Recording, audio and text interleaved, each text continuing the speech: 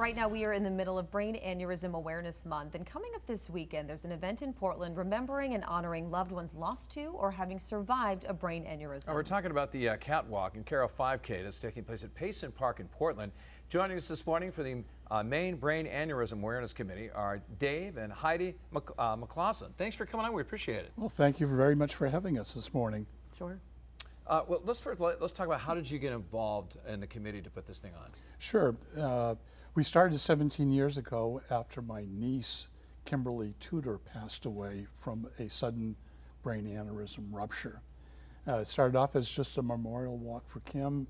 We wanted a little bit of a purpose for it, and so we felt it was important to get the word out about brain aneurysms. This will be our 17th year doing it.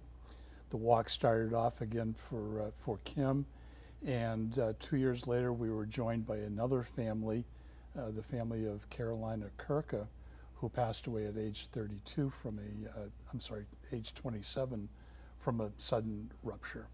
And that's the name of the event is the Catwalk, K-A-T, which was Kim's initials, and then the Carol 5K is in honor of Carolina.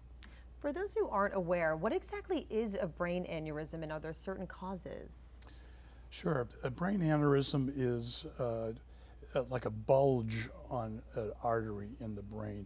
If you're old enough to remember inner tubes of tires where it would be bulging out, and on occasion they will burst, and then that allows that blood to enter into the cavities around the brain. Statistically, about 1 in 50 people will have an aneurysm during the course of their lifetime, which is a staggering amount. That's 8 or 9 million people. However, fortunately, the vast majority don't actually rupture. Most people will go through life and not even know they have one. However, about 40,000 people a year in this country will actually suffer a rupture, where again that blood escapes into the brain cavity and creates significant issues. We hear it all the time, died suddenly, right? Yeah. And so are there any early warning signs for aneurysm? I mean, again, 27 years old, it just seems unfair. And are there any warning signs we can look out for? Well, the most common warning sign is a severe sudden headache. And sudden is the important word there. It's something you've never experienced before, which I did. Dizziness, definitely nausea. They're typically, a brain aneurysm rupture is technically a stroke. It's just normal strokes that we all think about are the blockage, whereas this again is a hemorrhagic stroke but the symptoms, signs and symptoms are very similar, except for that sudden onset thunderclap headache you haven't had before, and you know something is definitely different. Tell us what we can expect from the event that's happening this weekend. Sure. Again, the 17 years, over the years we've had 300 or 400 folks join us. Last year we had 35 survivors and their families join us.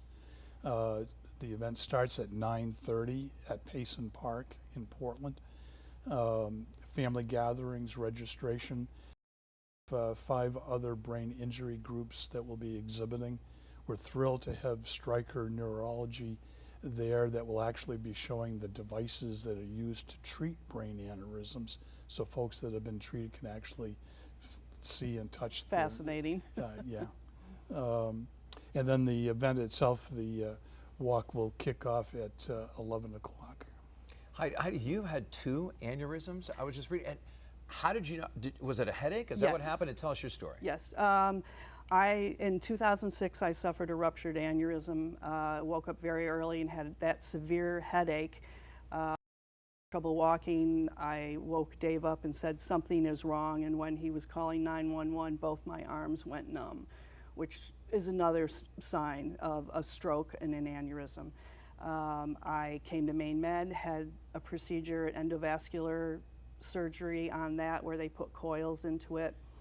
I was out of work for about 6 months. I was very, very lucky. And then in 2014, I had a second aneurysm, unruptured, and had a craniotomy on that, and where they open the brain and go in and clip it. So Wow. again, I'm very, very fortunate. I lost my sister to a ruptured brain aneurysm as well. It can be hereditary, which we've found in our family and many other families who've come to the walk, and it's a wonderful community to share those stories with each other. Yeah, how emotional does it get? You know, you have survivors there, you have family members who have lost loved ones. I can imagine a range of emotions. There definitely is. One of the things that we started many years ago was what we call an honor wall, where we put little sneaker labels on the wall for people, both for families that have lost somebody or have survived. And during the opening ceremonies, along with the scholarships that we award, we definitely celebrate survival, but remember the losses. Where can people get more information on this? How they can get involved, how can they help raise money, and even more about aneurysms? Our website has a lot of really great information. We have photos and information on the treatments and the signs and symptoms. As far as our walk, you can register through our website for the walk, or you can come to the walk on Sunday and register in person. And we know it's going to be a beautiful day Yes, for the it looks walk, great. which we're happy to share as well. We always pray, have Kim and Carolina put a good word in for the weather. Right. And other than 2 years ago with a hurricane that we had to move back a week, the weather has been great. And this weekend looks wonderful. Very lucky. All right, well, thank you Looking both good. for being here. We Thank appreciate you. Thank you. it.